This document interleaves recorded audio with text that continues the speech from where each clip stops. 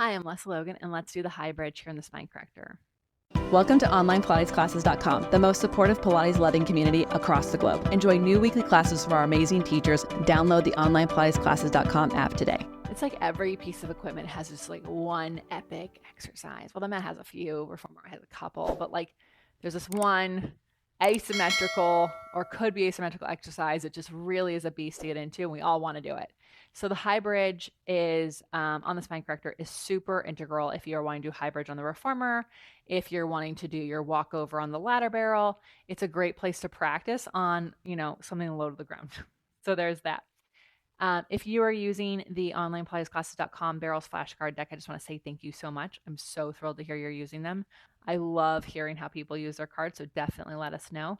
But also, I hope you can see the related exercises on the mat reformer and the complementary ones in the deck that are related to this high bridge. Because if this scares you, you might not be ready for it yet, but there's so many ways to get you ready for it. In fact, if you're doing half of the other exercises on the spine corrector, you're probably already getting in preparation mode for this. Okay, so typically you'll do it from the leg series, but not in the leg series. So before you get out of the leg series, you might just do this because you're already there. It's kind of like doing leg circles onto the head. And so let me just get into that. And then you might have even done your shoulder bridge already, but you want your feet on that step. And then you take your hands and you turn them upside down, right, in line with your shoulders.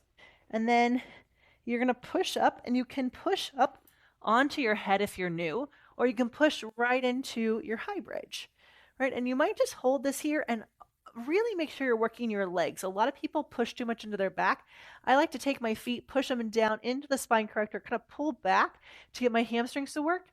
And then just like everything else, I'm kind of pulling those frontal hip points to my low ribs so I have more space in my lower back. Then if you want to take a leg up, you can. Make sure you do it on both sides. And then once you're even, you come down with your head tucked in, and then you can dismount by sliding out. If you're a glutton for a little bit of punishment, you can, of course, teaser on top of the spine corrector. I do that dismount when I'm not doing my high bridge because, holy moly, it's such a big exercise. But again, if you're wanting to do control balance off your reformer, off the ladder barrel, or high bridge on your ladder barrel, or on your reformer, excuse me, this is a really good option. The other thing this is really good for is for those of you who want to do your headstands too, and your headstand with the straps on the reformer, you can actually practice being on top of your head, having your feet here without having the spring. So this is an incredible exercise. A lot of people go, oh, it's just yoga on your spine corrector. It's not.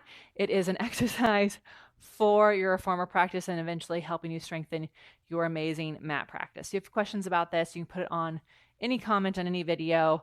We answer your questions live on Sundays at 9 a.m. Pacific time.